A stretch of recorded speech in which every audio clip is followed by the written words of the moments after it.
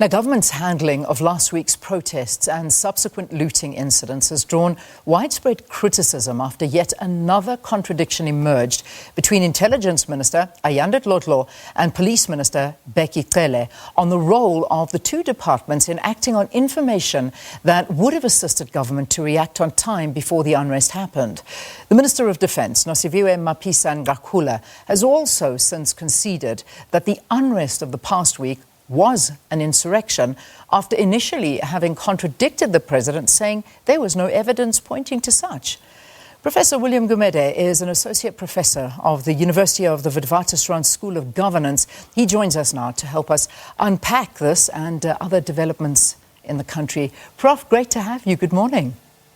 Good morning, and good morning to the viewers, and I'm very happy to be with you. Yeah, I'm glad to have you too, so we can perhaps get a little bit of an understanding of what's been going on, because it's just been very difficult to interpret with all these contradictions happening on this ministerial level and at such a high level. So what is your view on how government handled last week's unrest and the looting incidents?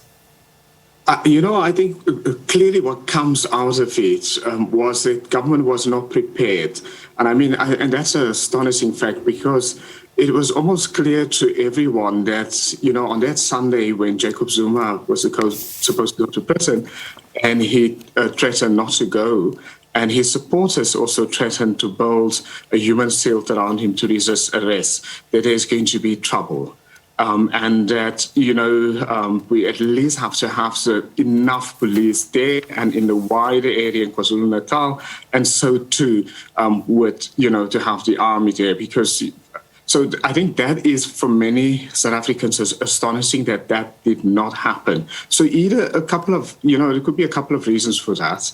The one would be that really that the intelligence and the defense and the police did not think there's going to be a crisis. Now, that in itself also would be very surprising. It would say something about the competence of the leadership, something about the quality of people working there, and also the quality of the information that they have. The third issue could be that they may have known about it. The intelligence may have known about it, and then they could have sent the message upwards, and the message was not taken up by the leadership of these agencies.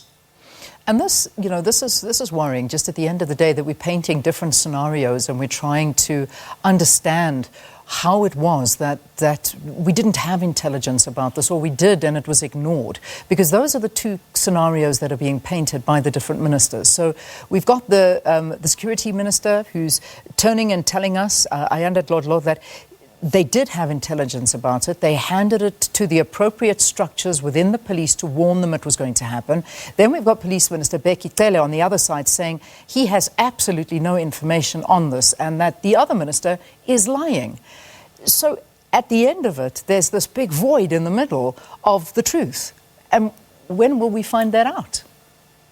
The one thing, I've been helping in the long past government with policy formation, how to come up with policy. And one of the weaknesses in government has been, especially there in the top tier, lack of communication between department, between cabinet ministers. And you may find it surprising, because supposedly there's a cluster approach in government, particularly in cabinet, where the security cluster work together. So intelligence, the police, and defense work together. But clearly we've seen, government is clearly working in silos.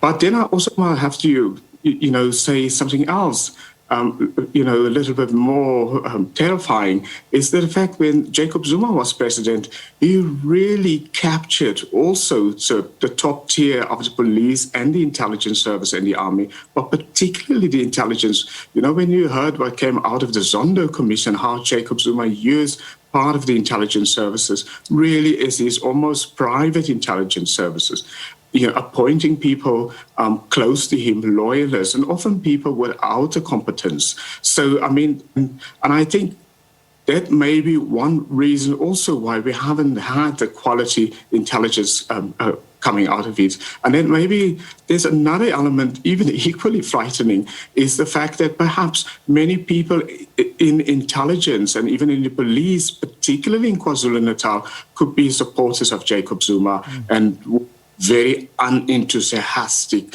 to act against Jacob Zuma's supporters, and that is why we've seen a delay in the response. Yeah, because that's obviously what we're waiting on, because we've been told that they have identified those that may have very well been behind the events that we saw last week. Do you think that we're waiting on them, and obviously to get names and to see who is actually going to be held accountable for this? Do you think that this is in much higher levels than we even understand right now? You know, what is clear, in the confusion, because it's such a chaotic scene now and very confused. But what is really certain is that Jacob Zuma's strategists and allies and supporters did try and organize a state-managed popular uprising. You know, and what they wanted to do was to to cause so much chaos and so much fear that President Cele Ramaphosa, would be forced into giving Jacob Zuma presidential pardon, or even alternatively that ANC members and supporters will also be, in such a state of fright that they would call on the ANC to have a special conference, and they would then, move for a vote of no confidence in President Ramaphosa. So I think that was the initial strategy. And then, of course, all of that, fell apart into the looting, into the arson and the chaos that we saw. What does this tell you about the state of our government? Because we know that there's infighting within the ANC. We know there's a massive rift within the ANC. But let's talk about structures within our government now. I mean, and we're talking state security and the threat to the lives of South Africans. And to miss such a major event that we did last week, and also the lack of police presence, the slow reaction, the fact that the ministers were nowhere to be seen at that time speaking out. They now have not stopped speaking and trying to blame each other and point fingers at one another. But what does that tell you about the structures in government and where we're at right now? What it tells us is that, people often, people complain, not often, they complain all the time about lack of public service delivery, whether it's in education or whether it's in health or whether it's in home affairs. The sad part of it is, that the state security, the police, and the army also has the same lack of capacity, lack of competence, and aloofness. And that's the first thing that this whole situation tells us. And I think what the president needs to do really is to shake up the security cluster. I think he needs to fire, the three top people there, head of police, head of the army, and head of intelligence, really, because we need accountability. And I know, all of these three branches are now accusing each other of responsibility. No one is taking the rap and the responsibility, but it's going to be really important that the president stop this impunity and, remove them and reshuffle his cabinet. But also what is also clear is the second and third layer in the public sector.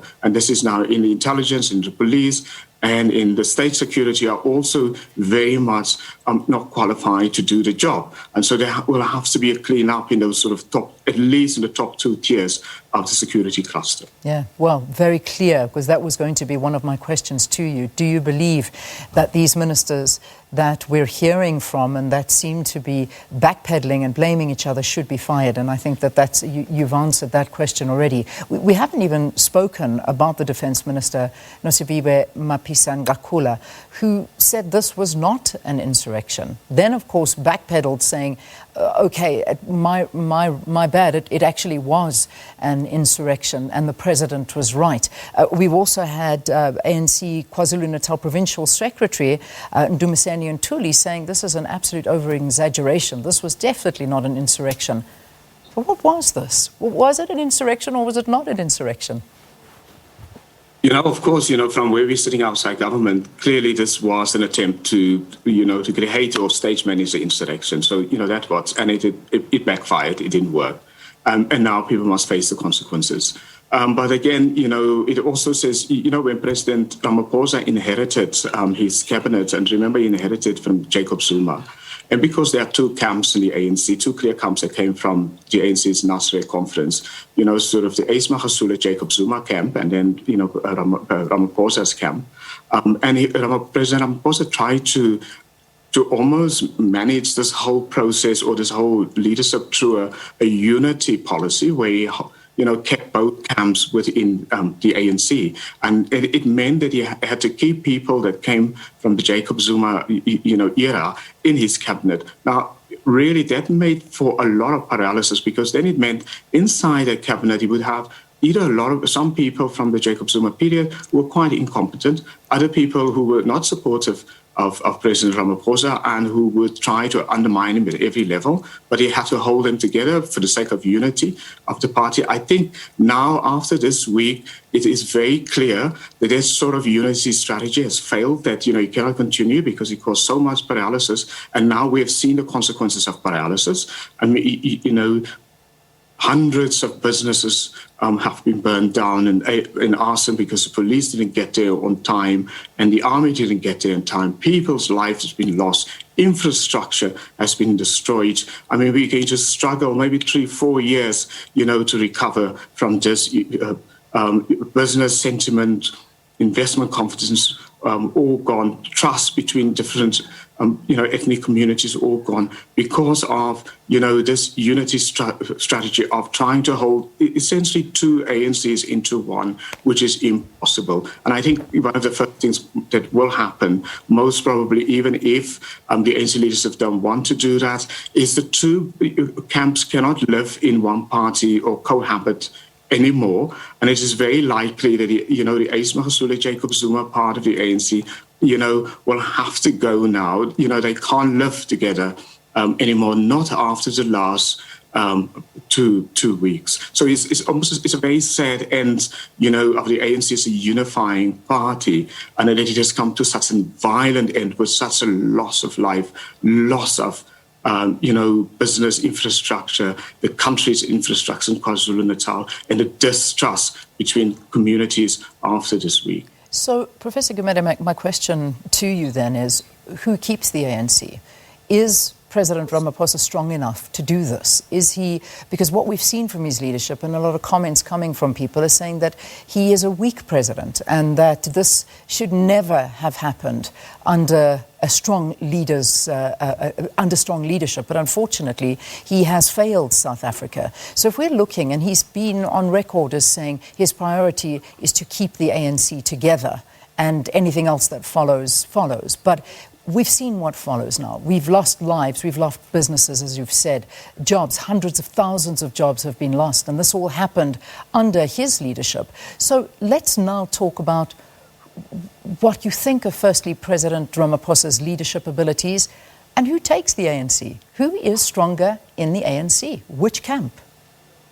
At the moment, among the top tier of the ANC leaderships, President Ramaphosa is still the best of the crop, because what has happened over the last couple of years, the best leaders in the ANC, have left or been marginalized. And that has been why we're sitting in a leadership crisis right now. Because if you look at the ANC leadership, at the top, at the provinces, at the municipal level, really is that they are the weakest link. This is really, if we compare that kind of leadership, if you compare it to 1994, I mean, this is a weak leadership of the ANC, because the best people in the country, the best supporters of the ANC, the sort of people with the capability and the quality, they've been overlooked, they've been marginalized, and they've even given up. Most have been given up. And it gone on with their lives, build their professional careers. It looks at their families and in the communities, and that really is the problem for Ramaphosa. So we'll now need to do, and I know this is all after the fact. Business has been lost, our lives have been lost, but still, we still have to act today. What I think you need to expel members of the ANC who've been involved in this violence and arson.